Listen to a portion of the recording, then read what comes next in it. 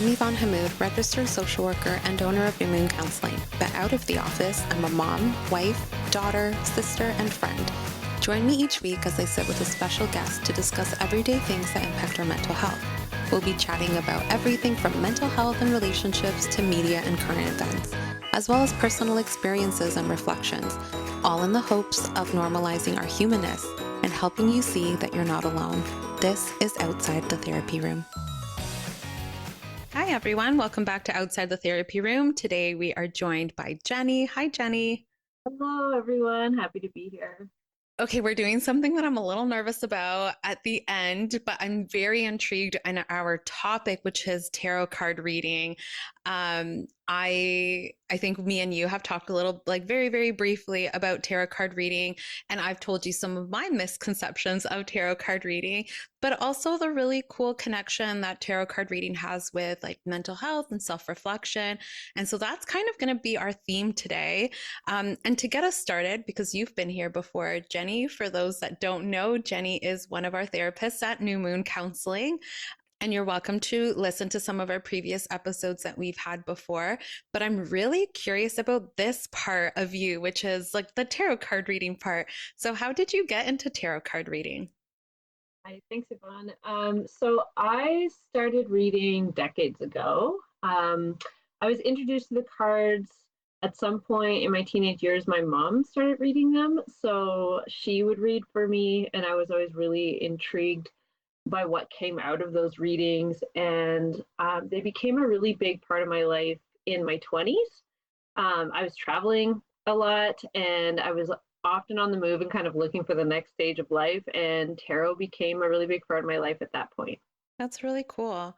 So, first, let me name the elephant in the room that tarot is often seen as kind of a fortune telling device, Mm-hmm. which doesn't belong in the therapy room. So I want to address that because that's Yes. where its roots are coming from. Actually, its first roots are as a playing deck of cards. So it was first, started in, I think it was roughly 600 years ago in Italy. It was a playing cards deck. And then it started being used for divinatory reasons in France about 200 years ago and kind of grew from there. So a lot of people hear tarot and they go, oh my gosh, that's like witchcraft, or like there's some other things Like going on voodoo. there. And for a lot of people in their own personal practices, that might be the link, but that's not the only way that people work with tarot. So I also see a lot of value in tarot in terms of storytelling or like narrative crafting. And so, from a therapeutic lens, I often think about how important meaning making is for our lives and the amount of resilience that comes into someone's system when they're able to make meaning out of the events that they've gone through, or they are able to craft a narrative that is empowering for them about their life or their relationships or where they are right now. And I think tarot as a reflective device can really help us craft stories and make meaning out of things that have happened to us or things that we're reflecting on. So I think it's the meaning making, storytelling, narrative piece of it that I think belongs or can be paired with therapy.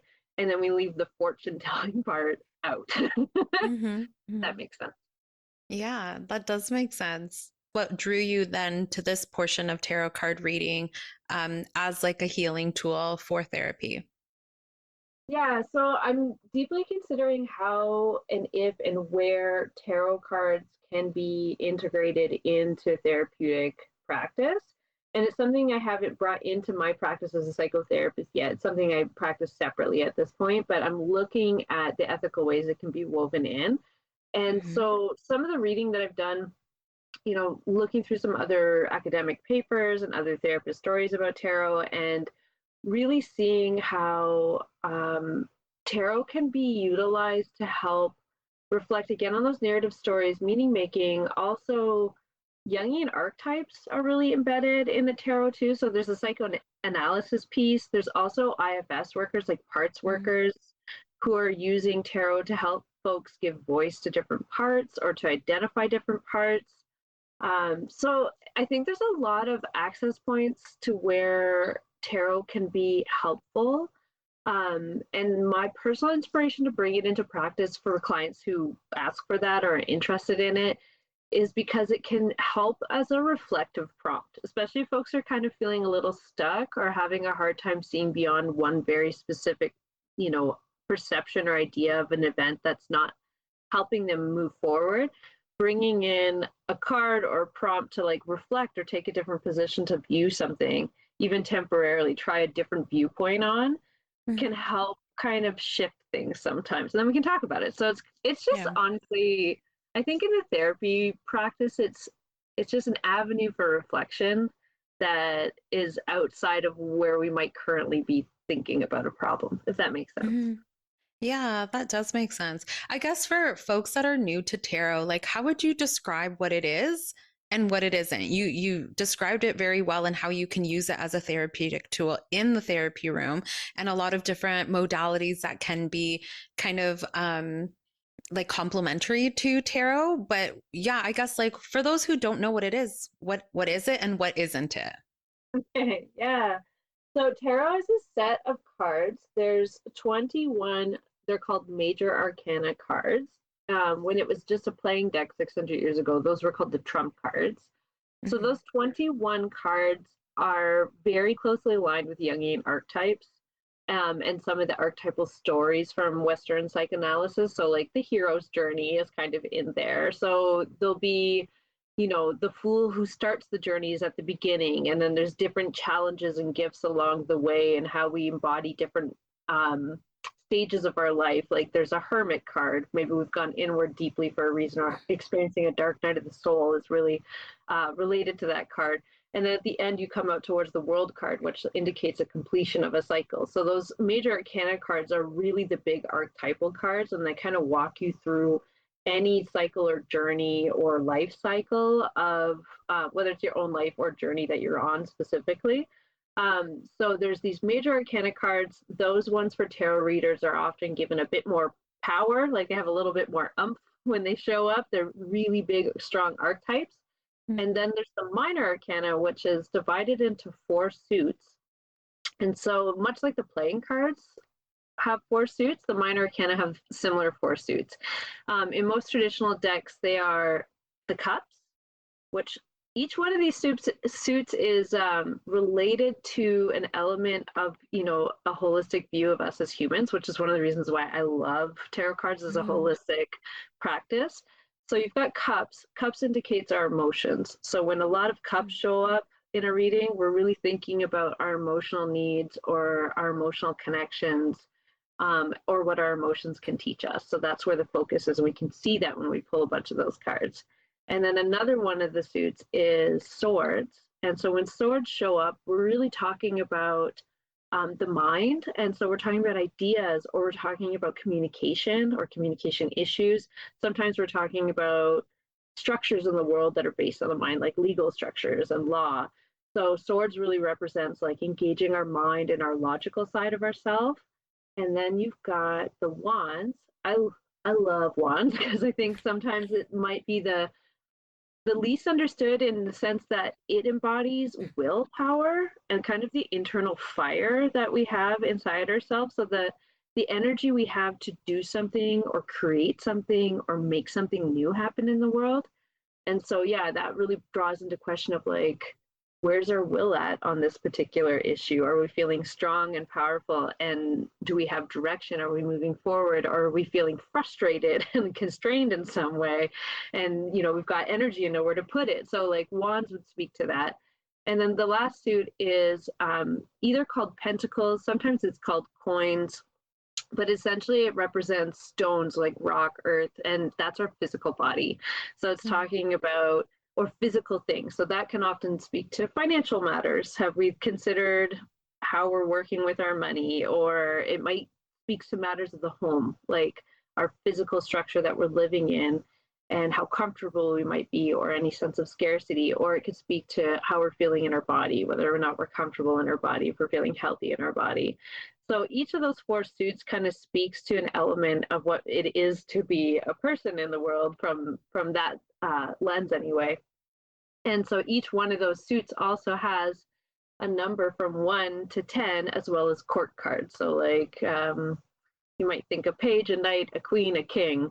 or a prince, a princess, a king, and queen. So they Mm, all have their own meanings too. And we kind of blend a bit of what's represented by the suit. So whether it's, we know we're reading about emotions, and then there's also numbers, and each of the numbers also has an association. So at mm. risk of losing listeners at this point, I'll give one more definition here, just in the sense that there's themes for each of the numbers too, and I won't go through all of them, but for example, fours often indicate a period of stabilization. So Mm. something's being stable. So you think of four posts, it's a pretty strong structure. Yeah. So sometimes the stabilization, you might feel bored. So sometimes boredom comes up in fours. Or you might feel relieved and like you're finally putting down some roots. So that can come up. Mm. Whereas fives often indicate a disruption or a conflict because sometimes you get too stable and then you need to work at working some stuff out again because the next layer of things arise. So as we go through the numbers, there's also like a mini journey in each suit. Mm. Yes, that's kind of the bulk of how the cards work. Yeah. And then we pull them to talk to different parts of ourselves or craft different stories. Yeah, that's really cool. And again, the connection to our body, our mind, and our emotions through the cards is really interesting to see. And also the symbolism between like the numbers and also like the cards that come up. So the four, the symbolism of like the structure, because you have the four leg, like, it's anyways, it's very interesting. And it's also so cool to just kind of watch your passion of like talking about tarot also here. So I mean, like I said, like it sounds like there are some cards that are tied more into like emotional, mental, physical spaces. So, how would you describe tarot maybe supporting emotional awareness and mental wellness?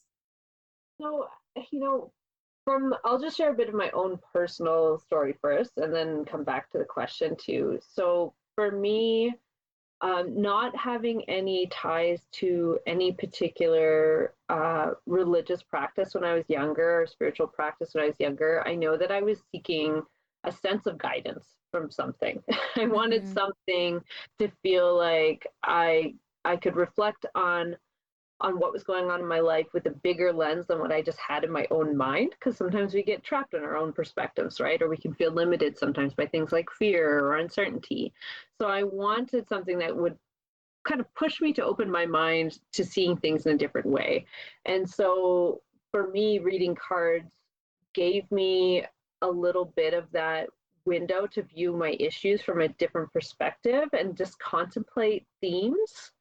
So yeah, pulling cards became a way to reflect on what I was feeling about a certain situation. And often you'll hear folks who read cards or interact with cards often will joke that the cards tell you what you already know.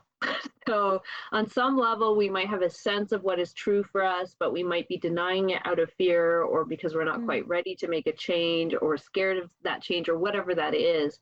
And sometimes the cards will speak to it directly. It'll like name the situation that we're in, or that's what we'll see in it. And it gives us a little bit of that courage or that push to look at it again. And so for me, having this ability to craft a story for where I was at in any given situation and then return to the cards periodically and check on that story. It just gave me a sense that I was unfolding or I was writing a book for myself, and it gave me a little bit of grounded meaning Mm-hmm. in my life. So I think that that in itself created a container to hold a lot of my feelings, but then that I keep coming back to that crafting that narrative, crafting that meaning is what like helps to hold all the different feelings, right? They don't Yeah. feel so chaotic then. I've got a narrative I can connect these different emotional things or these different events in my life that have happened and I can give that a story of I'm on a journey of learning and Mm-hmm. growth. And tarot's really supported that for me.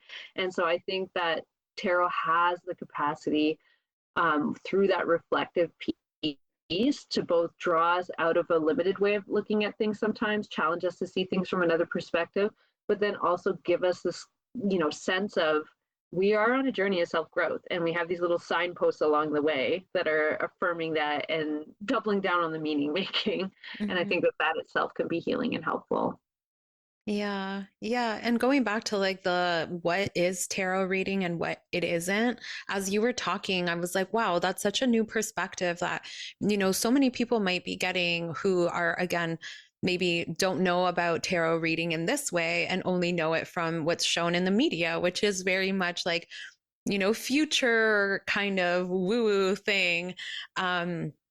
Or like dangerous. Like again, there's so many movies on like, witches. I'm thinking about like Agatha All Along, like where they draw cards and it's very like intense and these bad things are going to happen to you and like all of this stuff, but to kind of hear it from this perspective more as like guidance, more as like the cards aren't showing you something new about the future, they can be showing you something that you already know, but kind of getting like that validation externally from something like that feels tangible for you, like that can be so helpful for people who just like you said maybe are feeling a little bit of, they know what's happening but maybe something's holding them back from how to feel or what to do next or whatever. So like the cards can give a sense of guidance but also reflection and validation and like all of these really important things that we naturally like seek or look for as humans like in the world. And so anyways, it was really cool to kind of hear like that perspective of tarot reading. Well, and if I can add to that too, like if we remove this component that is, tarot's connected to all this like spiritual energy that we don't necessarily need to bring into the therapy space, we Mm-hmm. remove that guidance,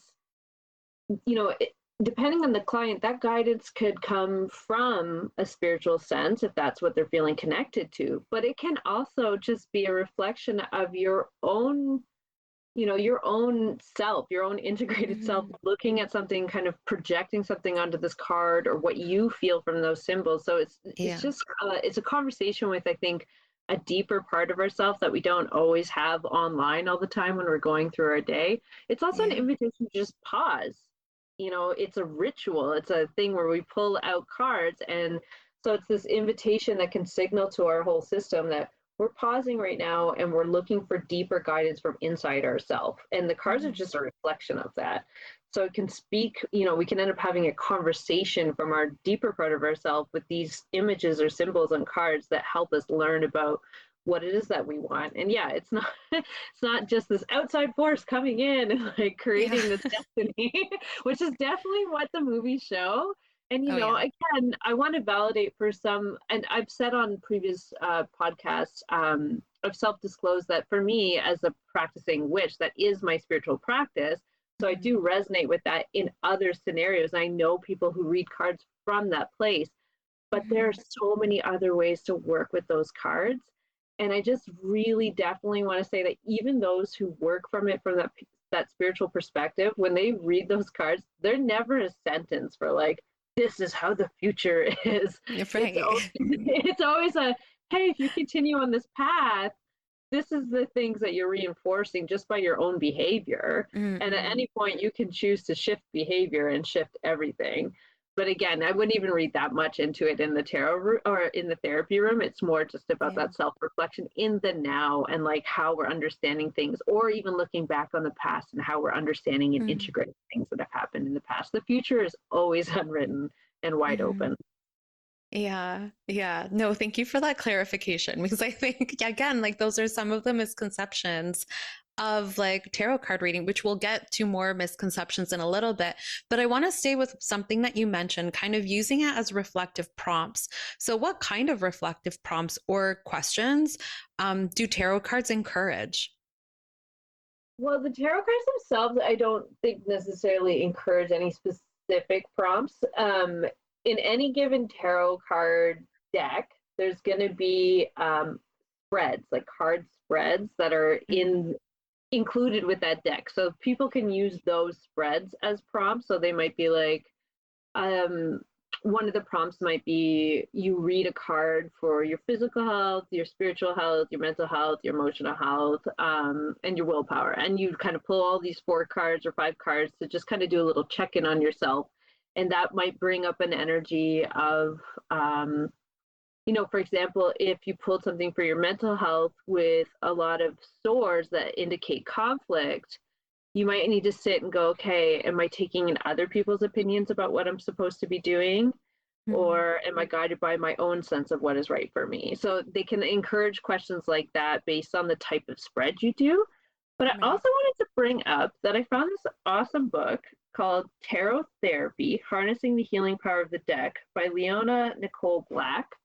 And in this book in particular, there's a lot of prompts that are specifically tailored for more of a therapeutic lens. Mm.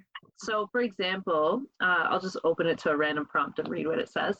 Yeah. It has tarot therapy reflection. Shuffle and pull 3 cards, or journal and discuss with a therapist or friends. And the quote is, "What can I find purpose in at this stage of my life?"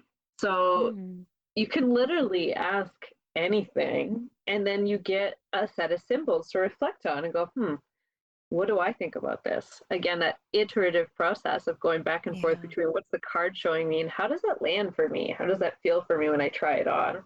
Hmm. And then, yeah, go from there.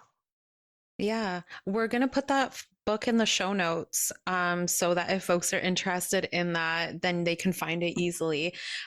Again, like, now maybe moving into those misconceptions, because that's kind of a place that I'm coming from. Like, that is so for some people, and I'm sure, like, if we just go into the therapy room for a second, for some people, asking them to reflect about something, asking them to, have a moment where they can, practice gentle curiosity and observation can be really, really hard to do it just, like, I'm just going to sit here and I'm going to reflect. And so having like an actual tangible practice of, like drawing cards and then that kind of prompting like a curious reflection, or like more further thinking, or whatever it could be, like for some people I can imagine that being really helpful. Similarly, maybe to like a guided journal that we can sometimes get, where like it already comes with questions and we just have to answer those questions. Like, I guess I'm just like, thinking about it in that way. For some folks, that's really difficult to do, to just sit and reflect on what they're doing or what their thought is. But to have something to actually sit and is a prompt, like I can imagine that being very, very supportive in kind of going through that more like self reflection journey that for some people it's not easily attainable. Yeah, definitely. And I think that the cards are so versatile in terms of how they could be used for reflection. So, for example, you might, as a client sitting and wanting to do this reflection, you might want to ask, you know, what am I not seeing in this situation, say at work, right? And then you pull a card and you look at what its meanings are, and then you get to think about, are these energies any present Mm, anywhere in this dynamic with work or not? That's one way to think about it. So you think of a question that you want to have a deeper reflection on, you pull a card, and then you reflect on the symbols that are in that card, the archetypes that's in that card, and see if you see that anywhere in yourself or in other people involved in the situation. And that's one way to look at it. But another way to look at it is you could literally just put the card deck face up and look through all of the cards and see which ones you're drawn to based on the imagery or the mm, symbols, and then contemplate what that might mean to you right now. Or maybe there's a group of cards that you kind of just want to have sitting out for a little while so you can come back to what those archetypal messages are and reflect more deeply. Or maybe you pull a different one every day. A lot of people do that. yeah. Who read cards, they might pull a card every morning and just be like, hey, today I'm going to contemplate the energy of the hermit. So I'm going to contemplate the energy of going inward. I think hermit keeps coming up for me today because it's like beginning of winter. But yeah, like I'm going to think about what it means to go inward and have this like darker, quieter, more reflective time for myself so I can gather some wisdom from that part of myself Mm, to bring back out. Or maybe they might pull, the moon, which the moon card often indicates pay attention to your dreams. So maybe for the next few days, I'm going to really pay attention to what my dreams are saying to me. Or I'm going to just keep an eye out for moons that can sometimes indicate some addiction. So I might pay attention a little bit to like any more addictive tendencies I might have. And just mm, bringing that gentle curiosity. Nothing is a sentence. It's just always yeah. where's this maybe showing up in my life? And then it kind of just gives us a reflective prompt to carry through our day or our week that Hmm. itself can generate a lot more information from our system. Yeah, I love that. I think we need to move into misconceptions because like we we talked about already some like misconceptions that can come up mostly in media, I'm going to say. And unfortunately, like that can be a place where we just think it's, all knowing this like media. And so we draw a lot of our misconceptions from there. But what are some other misconceptions that maybe we haven't really talked about yet of tarot card readings? Uh, I think that the main ones would be um, tarot card readers themselves are what's that old word? Is it charlatans? Like folks, snake oil salesmen, like folks that are out there to lie to you and get your money. Like that Yeah. exists in media representation as well. Um, and connected to that is that idea of exploiting people's fear of the unknown. So I think Mm, that tarot cards and readers often get a bad rap for targeting people who maybe have don't have a sense of what's they're not feeling comfortable with their life, or they're not knowing what way to go forward, and that somebody with these cards can tell you what to do. Like, it again, it's not a sentence. It doesn't hold a weight outside of yourself, and I think that's mm, maybe the biggest conception that needs to be taken apart when we're talking yeah. about tarot and therapy, is that tarot cards themselves are not dictating what's happening to you. Hmm. It's a reflection point of what's happening inside you, and what's happening inside us tends to have repercussions in the external world, so they kind of call our Yeah. attention to that, right?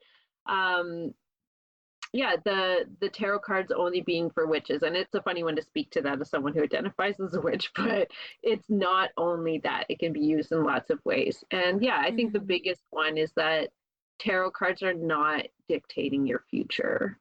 Even if you were to read it in a sense where you're trying to see what's coming, even if you went to a reader with that in mind, it's never a static thing. It's never, this is a sentence for your life. So Hmm.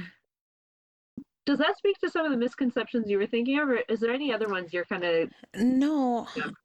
I think like again, like, this being completely something new. I've never done a tarot reading for myself. I've never, kind of looked and explored at that a little bit further. But yeah, I would say like the biggest misconception that I kind of gravitated to was like that future thinking, right? Like again, I'm thinking about the movie with Lindsay Lohan, Just My Luck, where at a party she gets a tarot card reading and then she ends up switching luck with somebody else and she needs to go and find that person. And I think it was like switched over like through a kiss. And so she has to go and find this person so she can get her luck back. And all of that was around a tarot reading that happened at a party. And so there is like a lot of like this future or like again fantasy kind of ways that the tarot cards have kind of been, I guess, yeah, just kind of like put in there as like a symbol of yeah, like change and future stuff and like big huge, changes to happening to somebody. Like you spoke to some of those misconceptions that I myself may have had. But I think too, and this is a whole other conversation around just media in general, but it can be very fear based. And so how do you kind of, I guess, like what boundaries do you use to keep tarot card, like I guess to keep tarot grounded and not so fear-based, especially for folks who maybe their introduction to tarot reading was through media? Yeah, that's a great question. Thanks, Yvonne.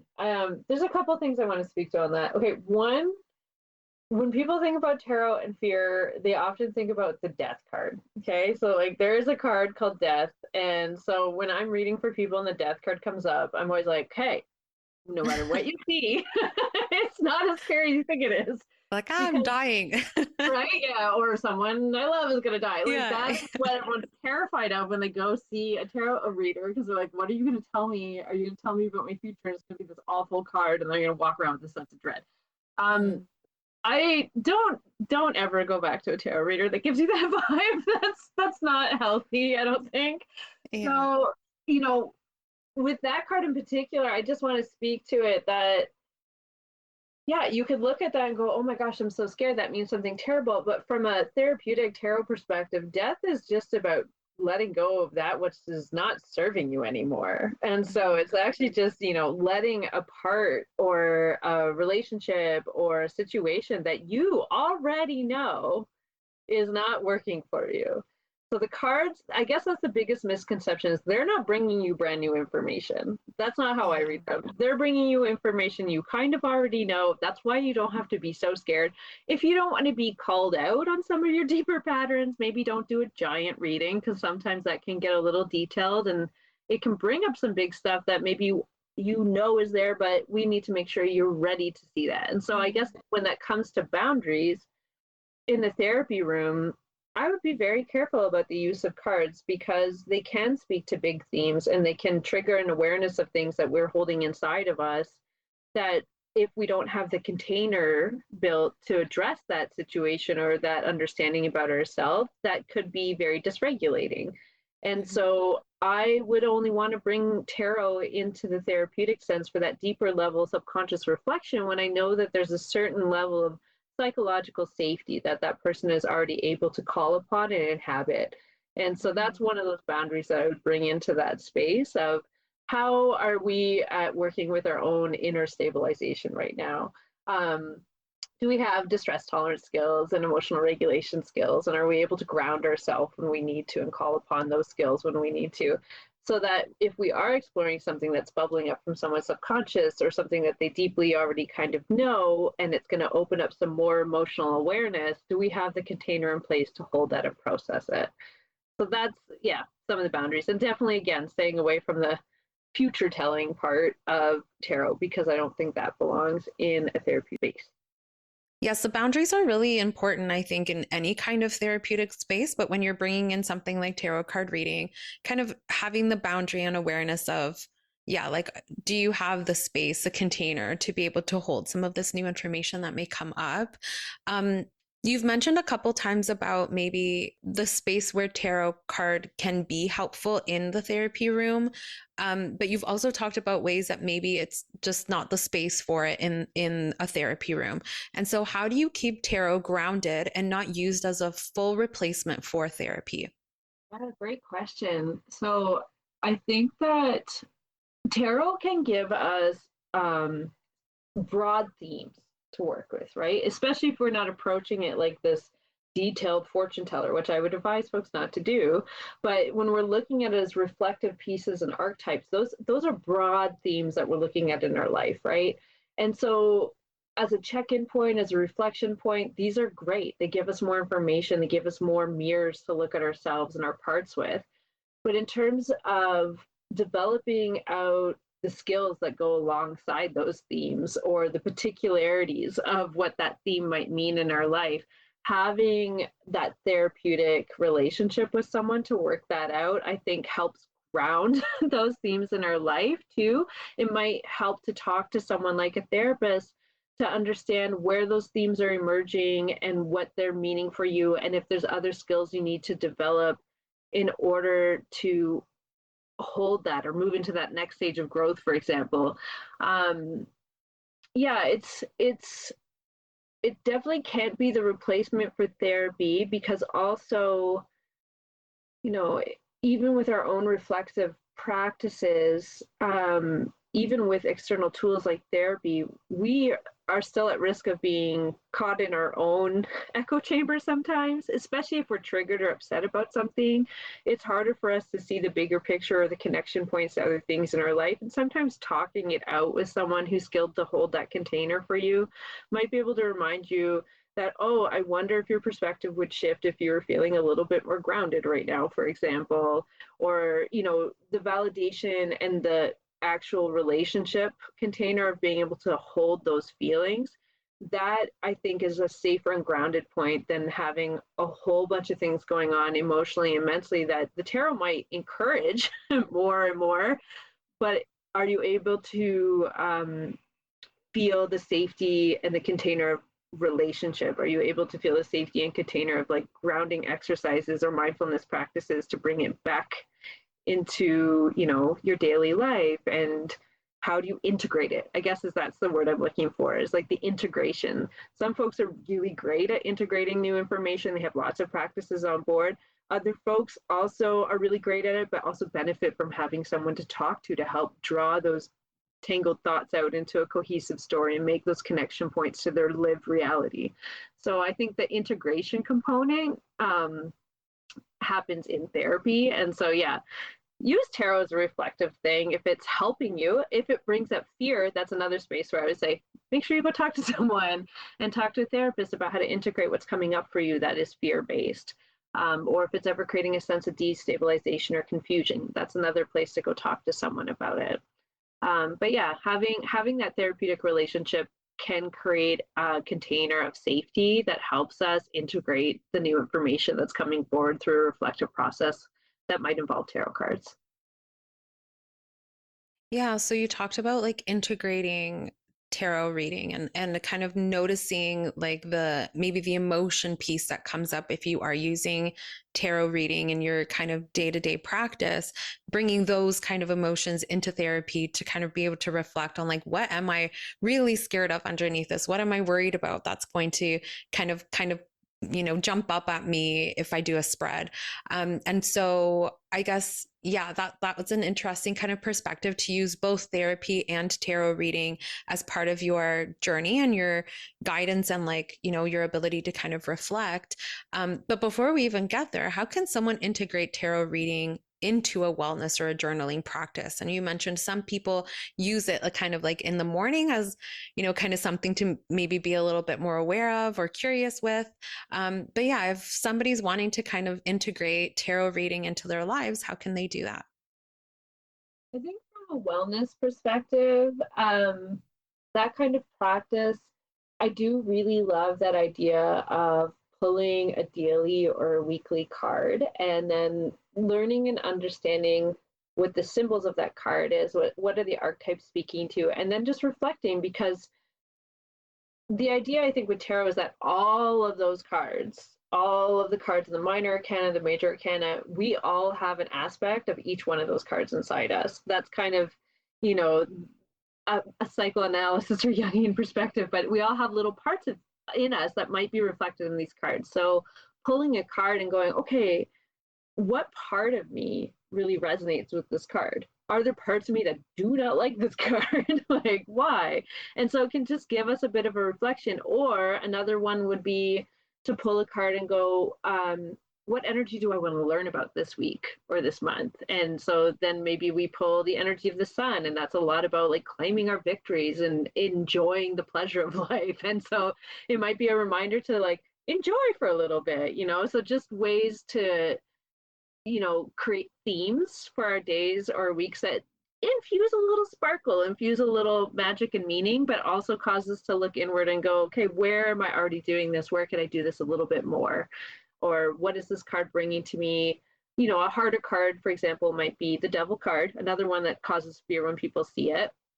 But the devil card often speaks to, have you entrapped yourself in some way? It's not an external force that's trapping you.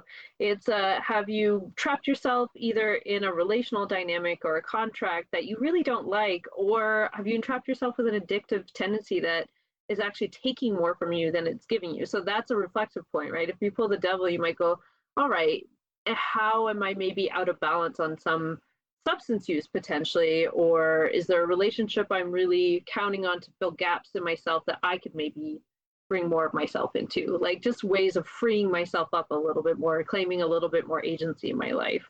And yeah, the details about how to do that, or what that reflection piece means, I think comes as you develop a relationship to your own cards. That's another thing you'll hear people speak to who read cards a lot. They end up developing a relationship with their deck to the point that certain cards mean certain things to them. They might not be universal meanings.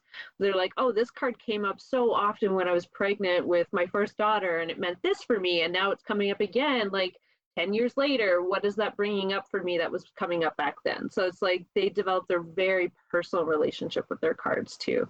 So it's kind of like, yeah, it's a discussion with yourself that can be deeply personal for some people. Yeah, and it brings so much awareness. Like again, even like that devil card that can be very scary for some people. Like if you take a step back and look at the meaning of it, it just brings more awareness into some behaviors that you may be engaging with or relationships or whatever it could be. So anyways, that's so interesting to kind of see it that way. You mentioned people having like a relationship with certain cards, but I guess I'm curious, like, do you have a favorite spread for like maybe emotional insight or for, like using it more as like a moment of reflection, like what's your favorite spread? I won't lie, my favorite spread is the big one. Like we call it the Celtic Cross. It's a 10 card spread. And I would say for folks just beginning, maybe hold off. If you've already got a relationship with the cards, that's a good one to go to. I will speak to a smaller one in a second, but I love this big one as a yearly check-in. So it's something that my mom used to do for me on my birthday, and now it's something I do for myself on my birthday and for some of my loved ones, because the 10 card spread has this component where the first 6 cards represent this internal process, and it's like very much where it's a snapshot of where you're at on your growth journey inside. And then it goes up to 4 cards that kind of connect out into the world and give context. So like, how is this internal process interfacing with your environment right now? So that eco kind of social perspective comes into it. And I really love how holistic and in-depth that is. I think it's nice. That one I think is harder to read for yourself, and it's nicer if you exchange it with a friend who's also into tarot cards, because there's a lot of information coming up, and sometimes we can get really caught up in our own our own mind sometimes when there's so much information coming in. So having someone or a therapist to chat with about that might be helpful. But I love how holistic that spread is. And then for a smaller one of my favorite ones has been kind of the it speaks to all 4 suits or 4 components. Fifth, if you identify as having a spiritual sense of self. But yeah, pulling a card for the emotional self, the mental self, the physical self, the will or creative self, and the spiritual self. And then it's just kind of a check-in or a little snapshot of like, oh, in terms of like how I'm viewing the world, which would be the mental self. What am I not seeing, or what would be helpful for me to reflect on? And then maybe again, I'm seeing, maybe there's a sword card there, or maybe there's like a cups card there. So it's like, oh, I need to be considering my own emotions or the emotions of other people. Maybe that would be helpful. Where might that be coming up for me? So it's so versatile. It's almost hard to talk about because you could do a million different spreads, and there's so much information just in the suits and the numbers and the major arcana. But yeah, those are a couple of my favorite spreads. Yeah, that's really cool. Okay, so now it's my turn to get my first kind of integration into tarot card reading. Like I said before, I'm like a little nervous because this is like the first time that I'm doing something like this. I'm really excited. I think we're doing kind of like a really quick general one, but I'll let you tell folks what we're doing. Okay, yes, we are going to do just a really quick general reading for Yvonne. And so for this reading, I'm just shuffling the cards now, and we're going to pull 3 cards. And the cards are going to be kind of a what, why, and how. So the cards are going to speak to the what of, hey, reflect on this. What does this bring about? And then the why, maybe some context. And then the how, a little bit more information of how to maybe make a shift if a shift is being called for. How's that sound, Yvonne? That sounds good. Let's do this. All right. So I'm going to shuffle these cards, and just to bring a little bit of like your kind of energy into the space, I'm going to make a few different piles of cards. When I read in person, I would get someone else to shuffle the cards so that they're having a bit of engagement with it. But because we're doing this virtually, I'm going to make 5 piles. And Yvonne, I just want you to name a number from 1 to 5. 3. 3.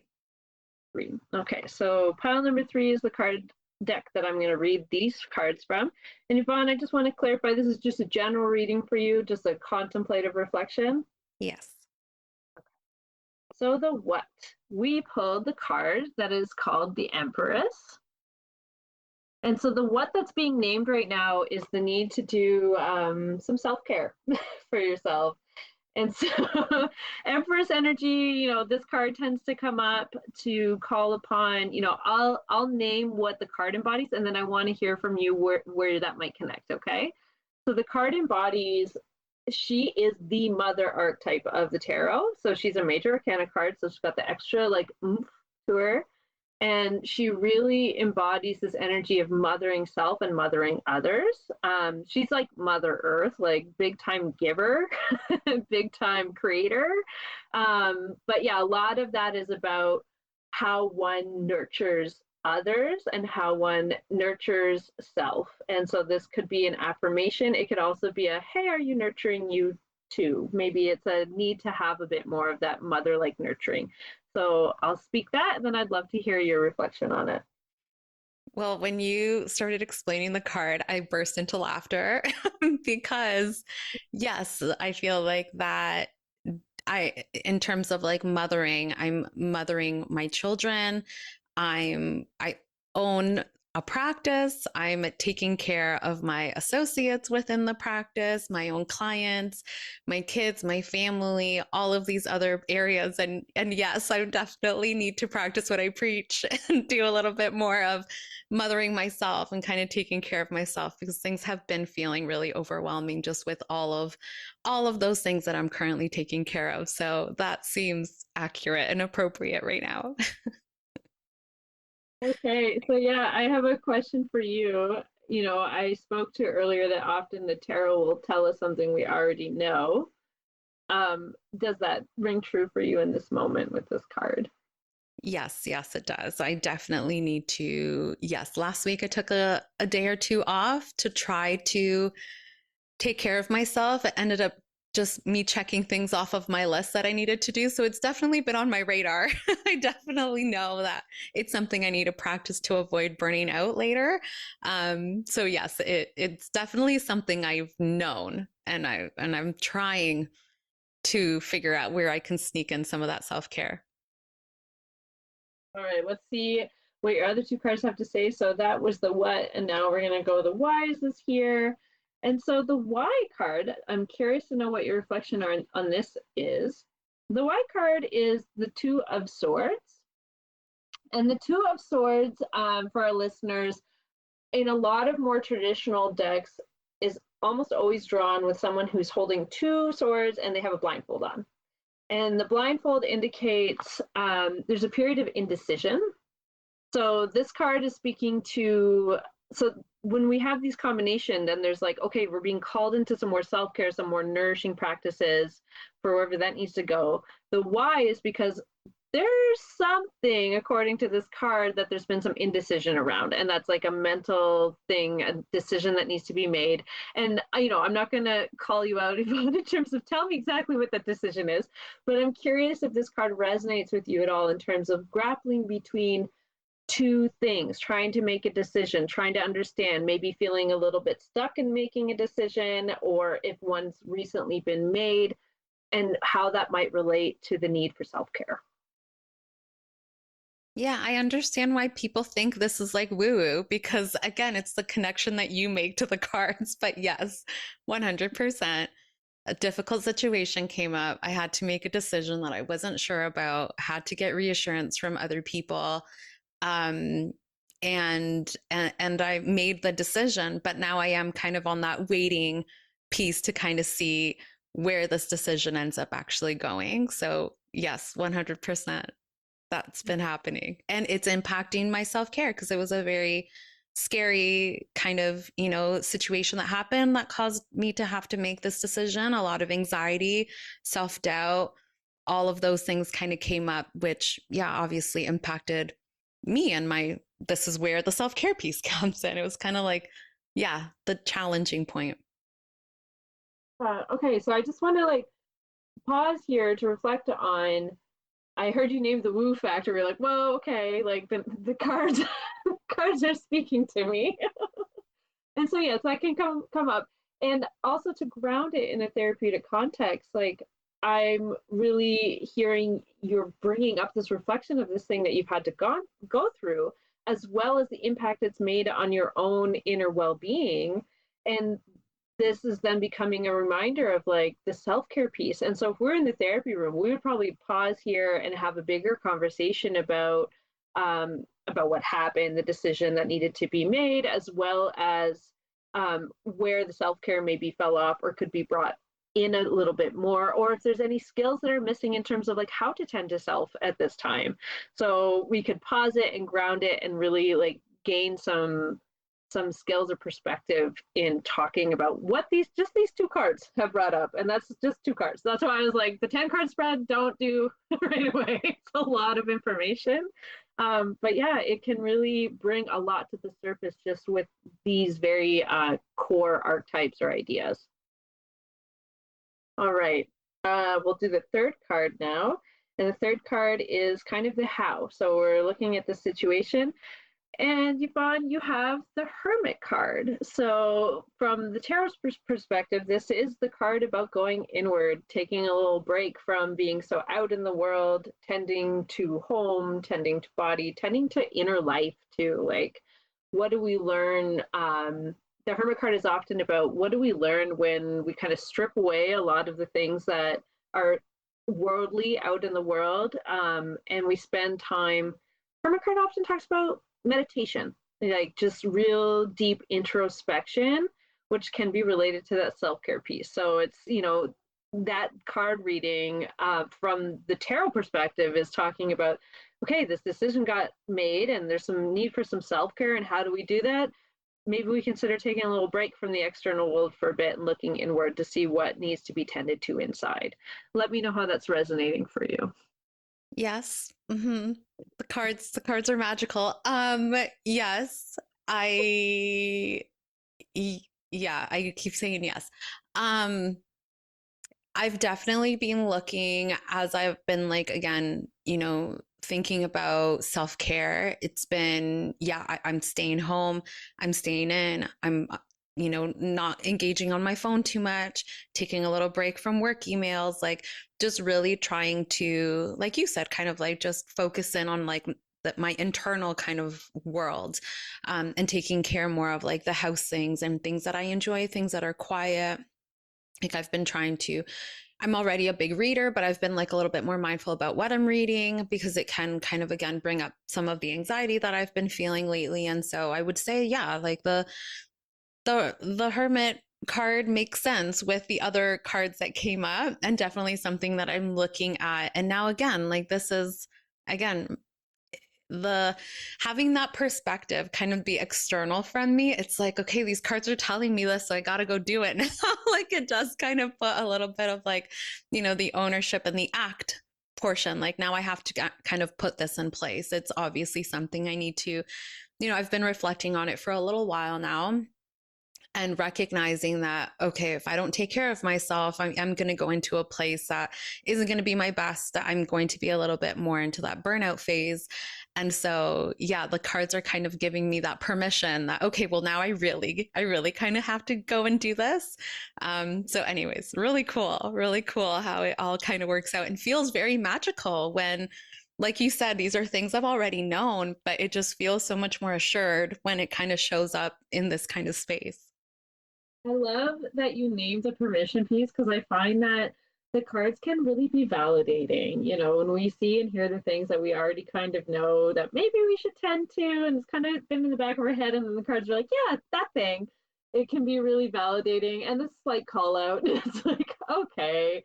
A lot of us who read cards will often joke that the cards they have a trickster vibe about them sometimes because how often we can feel the resonance inside ourselves with the card that we're looking at when it speaks to something we already kind of know. It feels like a cosmic joke sometimes because it's like, yeah, okay, like I know this about me and I know that it is time to tend to this thing. And if we remove the idea that there's any external forces there, it's just that self energy giving permission to come through and speak directly. When we're allowing ourselves to enter practice like tarot card reading, we're allowing ourselves to listen to the subconscious voices and be affirmed in the things that we already deeply know that maybe we keep under the surface sometimes because we're just busy fulfilling our roles or our duties or whatever. And this is just a bit of a permission to go, okay, but what's going underneath?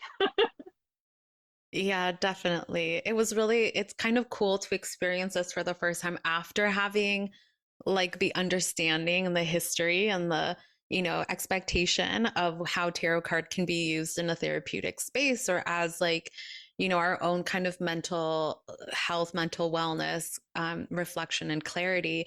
Because it was interesting to see kind of just how those cards spoke to me. And it was, I would agree. I think for a lot of people, we sometimes know what we have to do, but we're maybe like, and I can say this for myself, like, yeah, I will take care of myself after, but like I need to take care of these things in front of me first. And it's there. And I know that it's important and I know that it's there, but there's something about my makeup that is really making me want to like focus and take care of everybody else first. And so I think the cards definitely give a space of like, just kind of highlighting the fact that I know this, maybe you should do it now. And kind of like the validation and also like just like the permission for sure, right? Like I don't know. I just watched Father of the Bride the other day. But there's a part in it, and I think, and it's not going to make any sense, but I'm trying to connect it to this. But it was the dad tells his daughter, like, "Oh, it's really cold outside. You should put a jacket on." She goes, "No, I'm fine." And then the boyfriend says it. She goes, "Oh yeah, okay, let me go get my jacket." I feel like this is something like that, where we're telling ourselves something that we know, but sometimes we need to hear it from the cards. Sometimes we need to hear it from our therapist. Sometimes we need to hear it from a friend. And then it actually sits with us and it's something that we actually look at. And so I feel like that's kind of what this like experience was like for me. I knew it's there. I knew I have to do it. But now it's a little bit more maybe like urgent is the wrong word, but it's more like, okay, Yvonne, like you really gotta go and take care of yourself now. Oh, I love that, and I love the articulation and how you connected it to that movie because that's exactly it. It's another voice, it's another avenue to dialogue with yourself, right? With when it comes to tarot, and yeah, having that dialectical experience of going back and forth with another person can really bring things home for us instead of just circling something vaguely in our own mind. Having that external validation, affirmation, or question, whether that is from a therapist or friend or the cards, can be super helpful to like really rooting the truth of something we already kind of know. And yeah, I just, in terms of the therapeutic context, if that had been in the therapy room and we pulled that hermit card in that like inward exploration, then one of the questions would be like, what are some of the things that you do for that inward exploration, and like what feels really good for you? And for some folks that might be walking out in nature, other folks that might be journaling, like, but we would just start to explore what tools do you have that you can use on your own to do that inward work. So it just kind of feeds back and forth, this reflection point, but then also some of these like skill building and self-awareness. I just love it. You can probably tell I'm passionate about the cards as we talk. Yeah, I mean, I can definitely hear your passion, and I'm sure listeners will kind of be able to hear that and how you talk about it. But the thing too that it can be so helpful in the therapy room is it kind of like it brings focus to something. Like again, getting the hermit card. Now you're focused on, okay, what is this self-care going to look like? What are you going to do to connect with this inner part of yourself? And so it kind of brings things a little bit more focused into this specific thing, which can be really helpful for somebody who may be feeling really overwhelmed with the amount of things that they have to do, to kind of just funnel it down to, okay, for this thing, this is what we're going to try for, this week or this month or however long it's going to be. But yeah, that was a really cool experience. Thank you, Jenni. Oh, you're so welcome. Thank you for providing the avenue to talk about something I love. Always, always. Is there any kind of like last thoughts that you would like to share to somebody like me who maybe like I had never done a tarot reading before? Is there anything that you would want to share? I think, if anything, just there's something I want to speak to that involves, trusting that we each have a wise self inside of us. And so, tarot being a reflective point, um, moving away from fear and understanding that there's a wise part of us that can hear what is brought forward in the cards, and then we can really internalize and contemplate it for ourselves. No one else can actually tell you what that really means for you. And so just encouraging that that self-trust as much as we're able to. And that's again why I think working with a therapist can be helpful, because if you hear that and you're like, what the heck is that part of me? Well, then like, let's talk about it, because yeah, encouraging and building up the structures where we can really trust our own internal sense of things, our own internal feeling when we see a symbol or we hear a message. I think as we build up our own internal self-trust, we stop fearing the unknown as much, and we stop fearing what other people's interpretation of things might be, and we start to more deeply trust our own interpretation, and we start crafting a story that's really meaningful for us, that can really hold us and give us some resilience in hard times. Yeah, no, for sure. Well, thank you so much, Jenni. This has been so informative and also a lot of fun. So I appreciate you being here. I love just having you here because there is so much excitement and passion that you have in like all of the other episodes we've had, like around conflict and around politics. There's so much, yeah, like your passion just kind of comes through. So I really love having you on just to kind of be able to hear all of that. Again, thank you so much. We're going to add the book that Jenni talked about in our show notes, as well as maybe your favorite deck. We can kind of put that in our show notes as well if you're wanting to kind of get into tarot reading. And we'll also include Jenni's information if you are looking for a therapist who is also experienced in tarot reading, then Jenni is your person. So we will include all of her information in the show notes. Make sure to follow us on Outside the Therapy Room. Next week, we will be talking to Bethany, one of our other New Moon Counseling team members, and we're going to be talking about the fascination with true crime. So make sure to tune in to that next week. Jenni, thank you so much again. Thank you so much, Yvonne. This is great. All right, everyone, have a good one. Bye. Bye. Thank you for listening to Outside the Therapy Room. This podcast is intended for educational and entertainment purposes only. If you reside in Ontario and are interested in working with one of our therapists, please visit our website in the show notes. If you reside outside of Ontario, a quick Google search or search through Psychology Today will help you find a therapist near you.